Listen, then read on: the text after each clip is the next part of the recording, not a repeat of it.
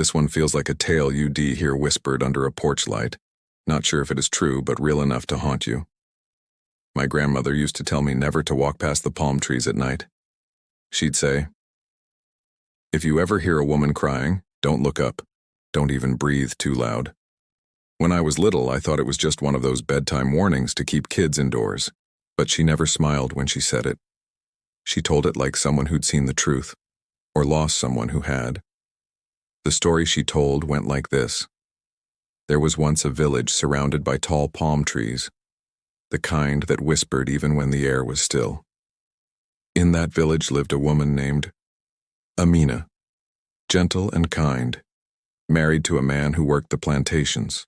They were expecting their first child, and for a while everything in their world was quiet and good.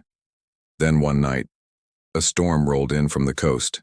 The winds tore through the trees, and by morning, Amina was gone. They searched the whole village, every path, every hut, even the riverbanks. They found her slipper half buried near the grove, but no footprints, no signs of struggle. Only the trees swaying slowly, like they'd seen everything but refused to tell. Weeks passed and people started whispering. Some said she ran away. Others said the forest took her. But one thing everyone agreed on, ever since that night, no one slept easy. The dogs barked at shadows, and men who worked late swore they heard crying from the trees. It wasn't loud. It was soft, almost human, like someone trying to keep their sobs hidden. At first, they ignored it, until one man decided to be brave, or foolish. His name was Rahim, and he laughed at the others for being superstitious. He said it was just the wind, or owls, or maybe women playing tricks. So one night, when the crying started again, he went to the grove to prove them wrong. The moon was full that night, painting the palms silver. He followed the sound, soft, steady, just beyond the trees. The air smelled sweet, like flowers blooming after rain.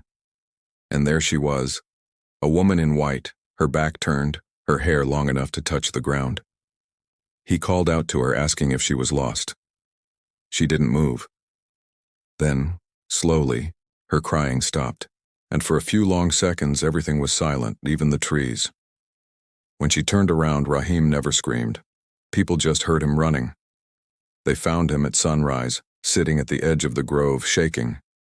He never spoke again. After that, the stories began. Some said Amina had died giving birth alone that night and her spirit couldn't rest. Others said she'd been taken by something older than sorrow and turned into their Pontianak, the ghost of a woman who died with child. They say she hides in the trees, waiting, her scent sweet and her face beautiful, until she isn't. And when she comes down from the branches, the wind goes still. You don't hear her cry anymore because she doesn't need to. The people learned to live with it. They left offerings near the grove, rice, flowers, a little milk, to keep her calm. But sometimes travelers who didn't know the stories would pass through at night. They'd hear a soft voice asking for help, or a gentle sob from above. If they looked up, they never made it to the next village.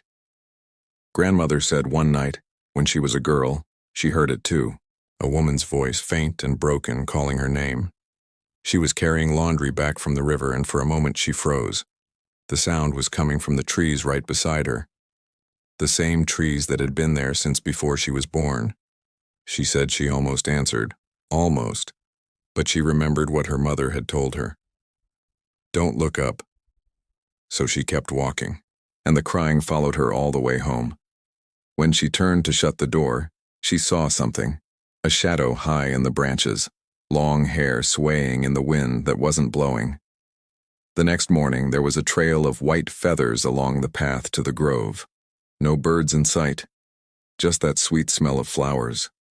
To this day, no one walks under those trees after sunset. And when children ask why, the elders just shake their heads. They say the Pontianak doesn't hurt those who mind their own path, only the ones who go looking for her. So if you ever find yourself near a palm grove and hear someone crying softly in the night, don't be kind, don't be curious, just keep walking. Because the ones who stop to help, they always end up joining the sound.